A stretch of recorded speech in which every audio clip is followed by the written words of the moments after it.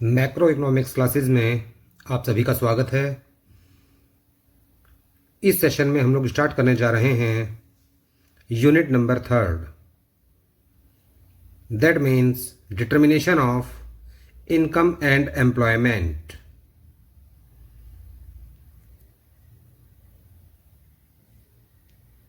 इस यूनिट में सबसे पहले हम लोग टॉपिक पढ़ेंगे एग्रीगेट डिमांड के बारे में,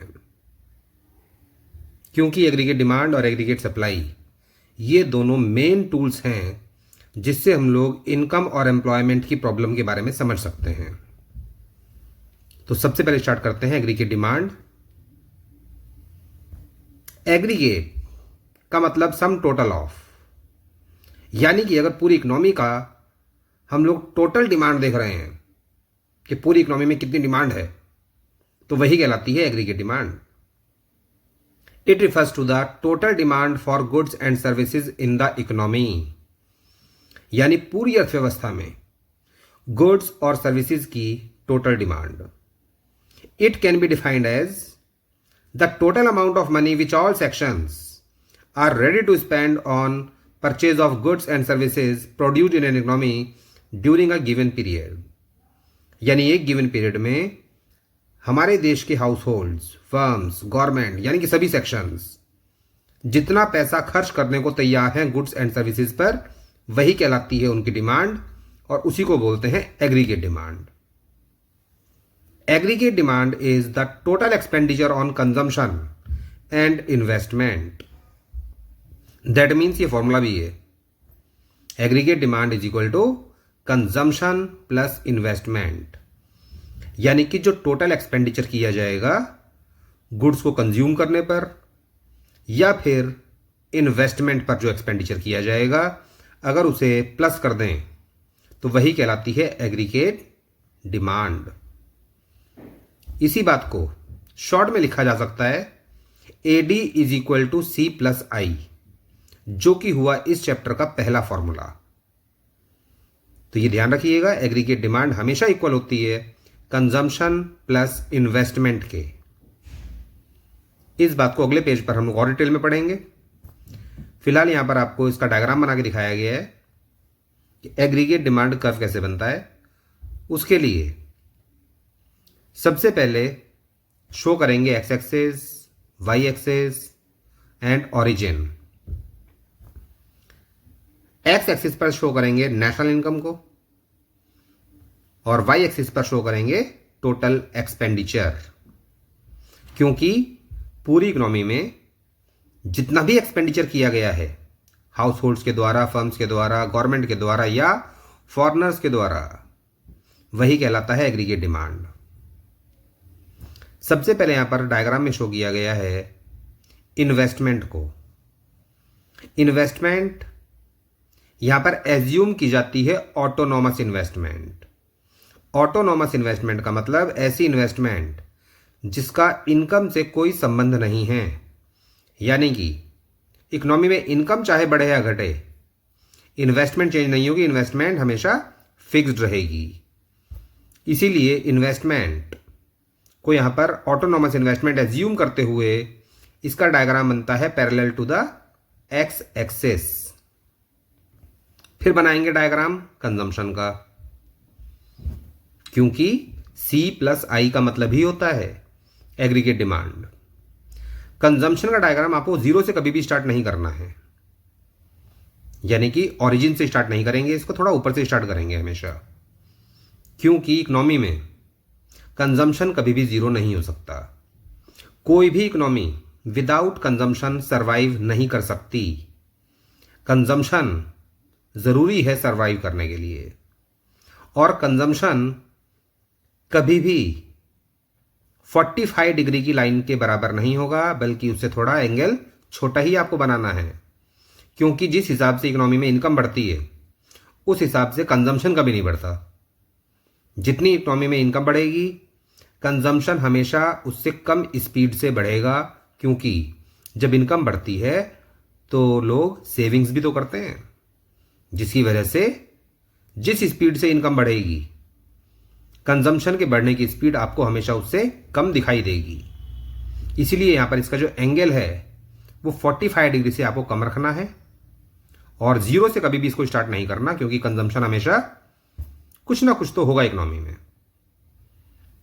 और जो भी हम लोग इनकम के 0 होने पर कंजम्पशन करते हैं, जैसे कि यहां पर दिखाई दे रहा है कि ये जो लेवल है कंजम्पशन का 0 से लेके इस पॉइंट तक जहां से कंजम्पशन स्टार्ट हुआ है, ये मिनिमम कंजम्पशन है जो कि करना ही पड़ेगा इकोनॉमी में।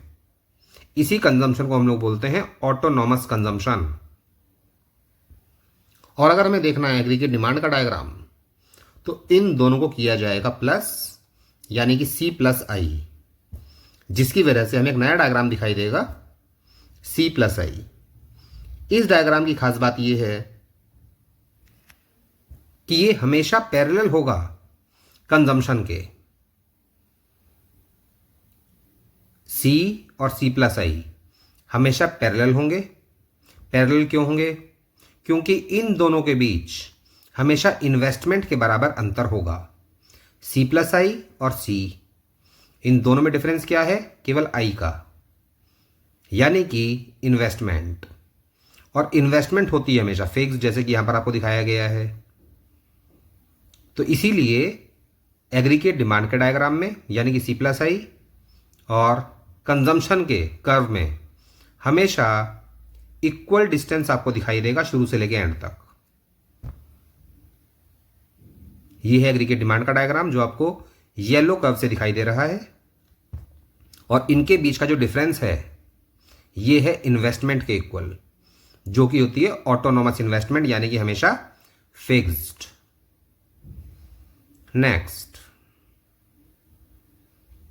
Next topic is components of aggregate demand.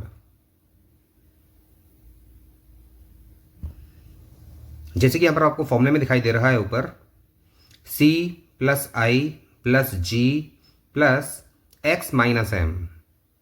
ये नेशनल इनकम का एक्सपेंडिचर मेथड का ही फॉर्मूला है जो आपको नेशनल इनकम चैप्टर में पढ़ाया गया था। GDP at MP is equal to private final consumption expenditure. ये C शो कर रहा है प्राइवेट फाइनल कंजम्पशन एक्सपेंडिचर, यानी कि हाउस होल्ड्स का एक्सपेंडिचर जो गुड्स को कंज्यूम करने के लिए किया जाता है। ये G शो कर रहा है गवर्नमेंट फाइनल कंजम्पशन एक्सपेंडिचर। ये I शो कर रहा है इन्वेस्टमेंट एक्सपेंडिचर, यानी कि ग्रॉस डोमेस्टिक कैपिटल फॉर्मेशन। और ये X-M शो कर रहा है एक्सपोर्ट माइनस इंपोर्ट, यानी कि नेट एक्सपोर्ट। तो अगर आप गहराई से देखें तो एक्सपेंडिचर मेथड का ही ये फॉर्मूला है जिसे हम लोग डिटेल में पढ़ रहे हैं कंपोनेंट्स ऑफ एग्रीगेट डिमांड के नाम से, जिसमें point number 1 private consumption demand, यानी कि household demand, that means private final consumption expenditure. This refers to total expenditure intended to be incurred by all households on purchase of goods and services for their personal consumption। यानी कि पूरी economy में सभी house holds के द्वारा जो total expenditure किया जाता है गुड्स एंड सर्विसेज पर उन्हें कंज्यूम करने के लिए, वह कहलाता है प्राइवेट कंजम्पशन डिमांड, यानी कि हाउस होल्ड एक्सपेंडिचर। एग्जाम्पल, एक परिवार, एक हाउस होल्ड कहां कहां पर पैसा खर्च करता है?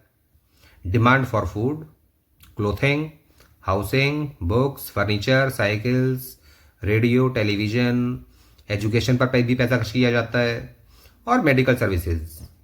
इसके अलावा आपको भी पता होगा बहुत सारे ऐसे खर्चे होते हैं जो घर में हमें करने पड़ते हैं, वही कहलाता है private consumption demand.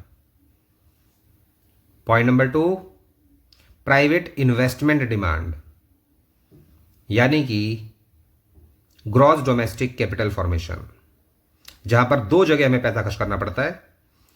Gross domestic fixed capital formation plus change in stock, यानी कि इन्वेस्टमेंट दो जगह की जाती है बिजनेसमैन के द्वारा, प्राइवेट फर्म्स के द्वारा। या तो पैसा खर्च किया जाता है असेट्स को खरीदने के लिए, या फिर पैसा इन्वेस्ट किया जाता है रॉ मटेरियल पर। तो इन्वेस्टमेंट फर्म की केवल दो ही जगह होती है मेनली, या तो असेट्स पर या फिर रॉ मटेरियल पर। This refers to intended expenditure on creation of new capital assets like machines, buildings and raw materials. Point number third,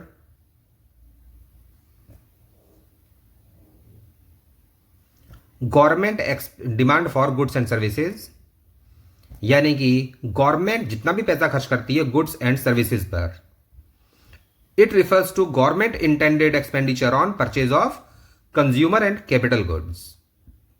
यानी गवर्नमेंट के द्वारा अगर कंज्यूमर गुड्स पर पैसा खर्च किया जा रहा है या कैपिटल गुड्स पर पैसा खर्च किया जा रहा है तो वही कहलाएगा government demand for goods and services. अब यहां पर एग्जांपल्स दिए गए हैं कि गवर्नमेंट कहां कहां पर कितना पैसा खर्च करती है.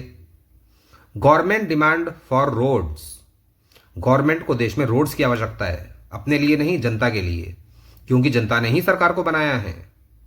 स्कूल्स, जनता के लिए स्कूल भी बनाने हैं. हॉस्पिटल्स, वाटर वर्क्स, पानी भी अवेलेबल कराना है जनता को, उस पर भी पैसा खर्च किया जाता है. Railway transport, law and order, defence etcetera. देश की कानून व्यवस्था पर, देश की रक्षा पर जितना भी गवर्नमेंट को पैसा खर्च करना पड़ता है उसके लिए गवर्नमेंट डिमांड करती है गुड्स एंड सर्विसेज की, वही कहलाता है government demand for goods and services. और चौथा एक्सपेंडिचर है जो फॉरेनर्स हमारे देश के प्रोडक्ट पर करते हैं, यानी कि हमारे देश के जीडीपी पर, जिसे कहा जाता है नेट एक्सपोर्ट, यानी कि एक्सपोर्ट माइनस इंपोर्ट.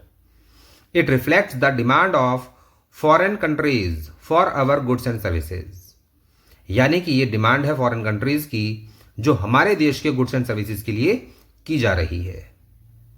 इस पूरे फॉर्मूले में हमने 4 चीज पढ़ी, सी, आई, जी और ये था नेट एक्सपोर्ट. लेकिन फर्स्ट पेज पर जो आपको फॉर्मूला बताया गया वो बताया गया केवल सी प्लस आई. ये जी यानी गवर्नमेंट एक्सपेंडिचर और ये नेट एक्सपोर्ट कहां गायब हो गया उस फॉर्मूले में. अब इस बात को समझिएगा दिमाग लगा के समझते हुए. हम लोग जब मैक्रो इकोनॉमिक्स को स्टडी करते हैं और खासकर हम लोगों को यहां पे स्टडी करनी है इक्विलिब्रियम लेवल ऑफ इनकम के बारे में, जो भी आगे जाके आपको पढ़ाया जाएगा, तो यहां पर हम लोग एज्यूम कर लेते हैं, यानी कि ये मान लेते हैं कि हमारी इकोनॉमी विदाउट गवर्नमेंट है. अगर विदाउट गवर्नमेंट है तो इस फॉर्मूले से जी गायब हो जाएगा.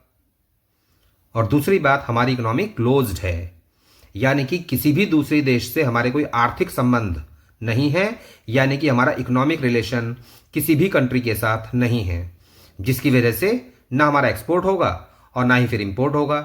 ऐसा केवल एज्यूम किया जाता है, जिसकी वजह से ये दोनों चीज गायब हो जाएंगी, अर्थात government demand for goods and services भी गायब हो जाएगा और एक्स माइनस एम यानी कि एक्सपोर्ट माइनस इंपोर्ट भी गायब हो जाएगा, जिसकी वजह से फॉर्मूला रह जाता है केवल सी प्लस आई. और आगे आगे पूरे चैप्टर में आपको यही फॉर्मूला ध्यान रखना है और यही फॉर्मूला न्यूमेरिकल्स में और थ्योरी में काम भी आएगा. AD aggregate demand is equal to C plus I. Next,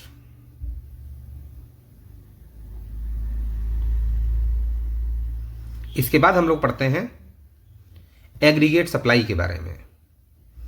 it is the value of total output available for purchase by the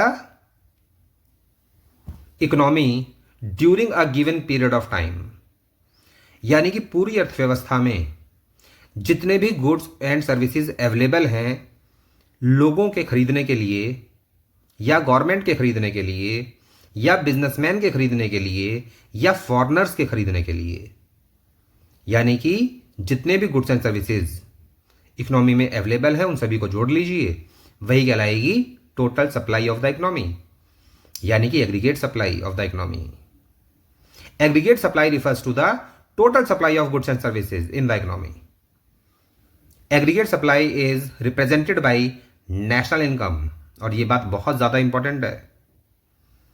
aggregate supply को ही नेशनल इनकम कहा जा सकता है, क्योंकि नेशनल इनकम ही रिप्रेजेंट करती है एग्रीगेट सप्लाई को और एग्रीगेट सप्लाई ही रिप्रेजेंट करती है नेशनल इनकम को.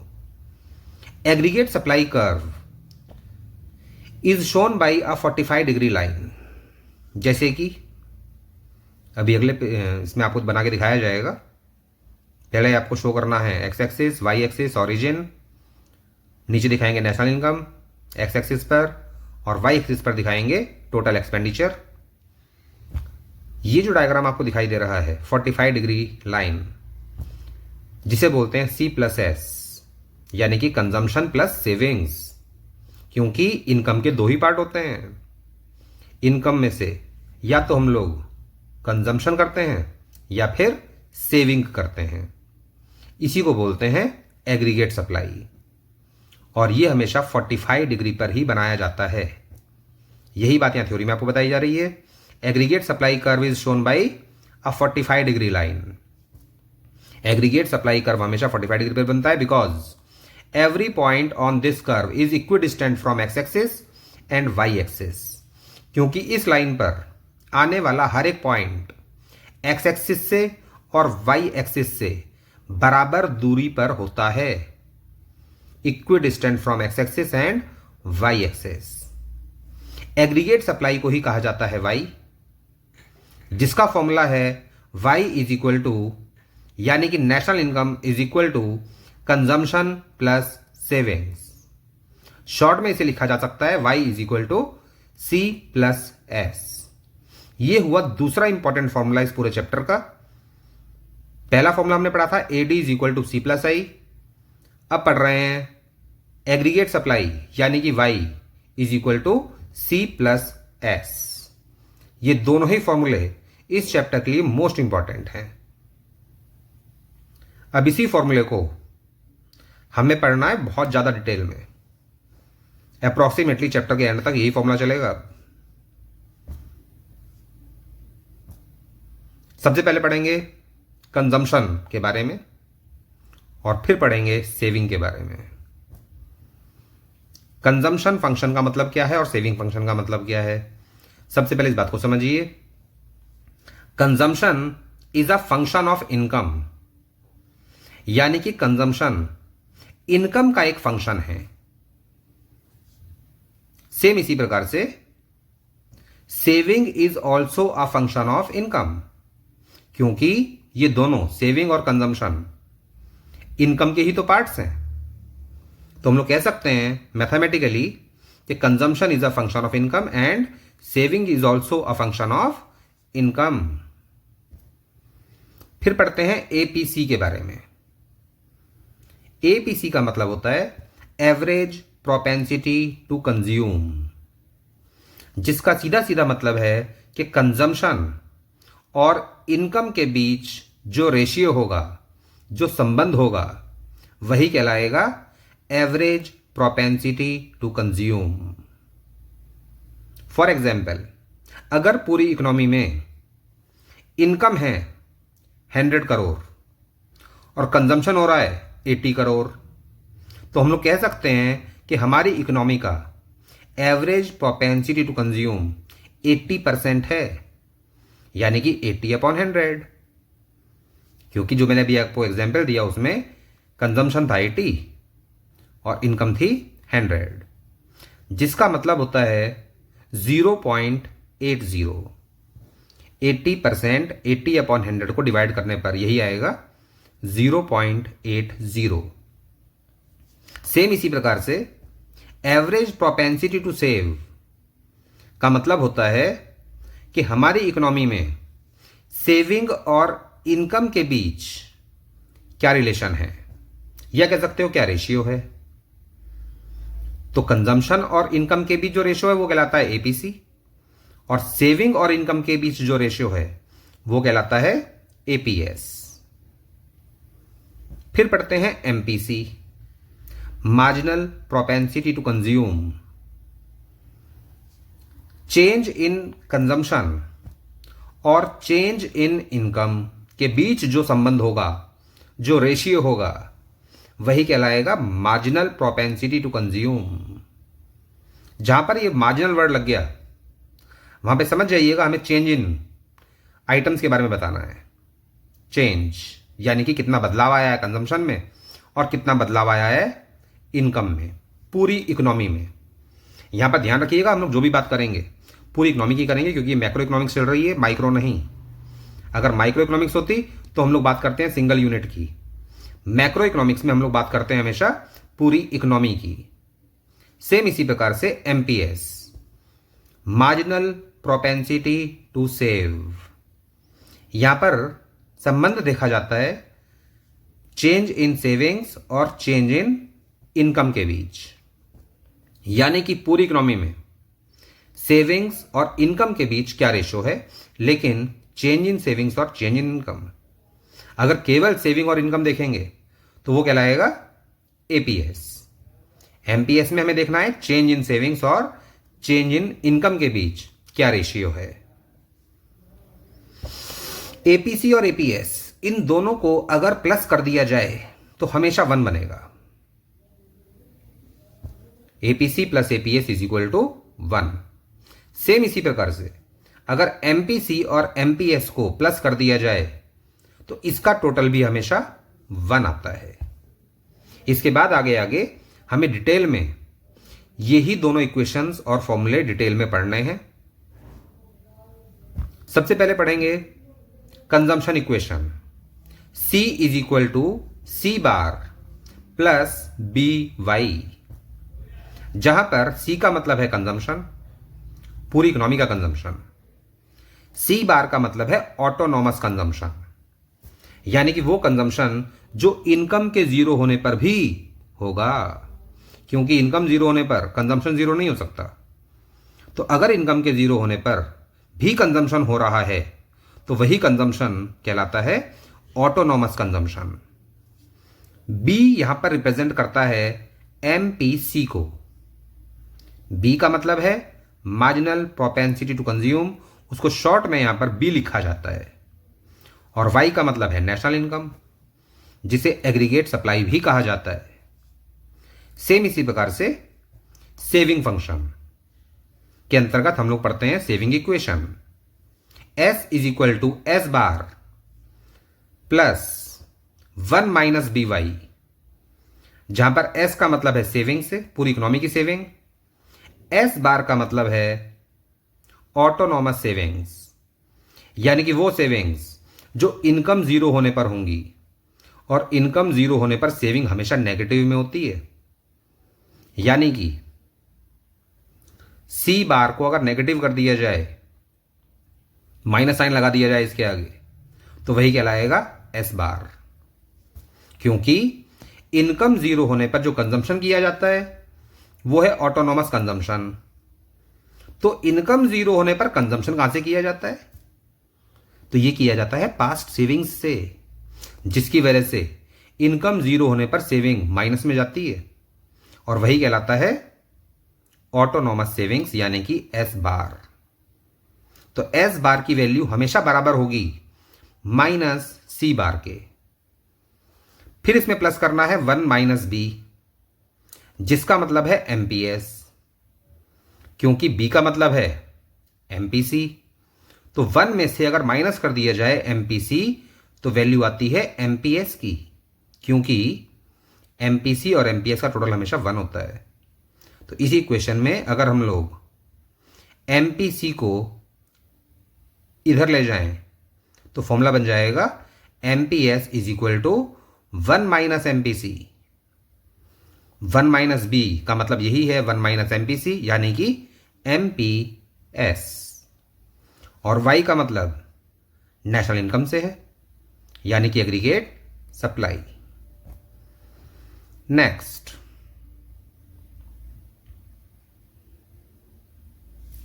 नीचे यहां पर बताया गया है कि सी का मतलब था कंजम्पशन, वाई का मतलब है एग्रीगेट सप्लाई यानी कि नेशनल इनकम, सी बार का मतलब है ऑटोनॉमस कंजम्पशन, एस का मतलब था सेविंग्स, एस बार का मतलब था ऑटोनॉमस सेविंग्स, बी का मतलब था एमपीसी जो शो करता है स्लोप ऑफ कंजम्पशन फंक्शन, यानी कि कंजम्पशन कर्व का जो ढाल है, जो स्लोप है, वो कैसा होगा, उसको शो करता है एमपीसी यानी कि बी। 1 माइनस बी रिप्रेजेंट करता है एमपीएस को और ये शो करता है स्लोप ऑफ सेविंग फंक्शन, यानी कि सेविंग कर्व की ढलान कैसी होगी, उसका स्लोप कैसा होगा, वो डिपेंड करता है एमपीएस पर, यानी कि 1 माइनस बी पर। नेक्स्ट, इसके बाद देखिए schedule for consumption function and saving function. National income को यहां पर एज्यूम किया गया है 0, 100, 200, 300, 400 एंड 500। इनकम 0 होने पर भी कंजम्पशन 0 नहीं हो सकता, तो यहां पर आपको कुछ ना कुछ वैल्यू पुट करनी है। फिलहाल हमने मान लिया कि हमारी इकोनॉमी का ऑटोनॉमस कंजम्पशन है 30। ऑटोनॉमस कंजम्पशन इसलिए क्योंकि ये इनकम 0 होने पर दिखाई दे रहा है कंजम्पशन। तो इनकम 0 होने पर भी जो कंजम्पशन होगा वही कहलाएगा ऑटोनॉमस कंजम्पशन। और इसके बाद जैसे जैसे इनकम बढ़ेगी कंजम्पशन भी बढ़ेगा। इनकम हमने बढ़ाई थी 100 से, कंजम्पशन को हम लोग बढ़ाने जा रहे हैं 70 से, यानी कि 30 में आपको ऐड करना है 70, तो आएगा 100। 100 में फिर ऐड करना है 70, 170। इसमें फिर ऐड करना है 70, दैट मीन्स 240। फिर ऐड करना है 70, यानी कि 310। और इसमें फिर ऐड करना है 70, यानी कि 380। सेविंग्स यहां पर हमें फाइंड आउट करनी है इनकम में से कंजम्पशन माइनस करने के बाद। इसे एज्यूम कुछ नहीं करना, क्योंकि कंजम्पशन और सेविंग का ही टोटल होता है इनकम। तो इनकम में से अगर माइनस कर दिया जाए कंजम्पशन, तब निकल के आएगी सेविंग, यानी कि 0 माइनस 30 माइनस 30। सेम इसी प्रकार से 100 minus 100 0, 200 minus 170 that means 30, 300 minus 240 यानी कि 60। सेम इसी प्रकार से 400 minus 310 that means 90 and 500 minus 380 120। Income हमने बढ़ाई थी 100 से, कंजम्पशन हमने बढ़ाया था 70 से, सेविंग आपको बढ़ती हुई दिखाई देगी 30 से, क्योंकि अगर इकोनॉमी में इनकम बढ़ रही है 100 से और कंजम्पशन बढ़ रहा है 70 से, तो बाकी 30 कहाँ जा रहा है? इसका मतलब 30 सेव कर रहे हैं, अर्थात इकोनॉमी में सेविंग्स बढ़ेगी 30 से।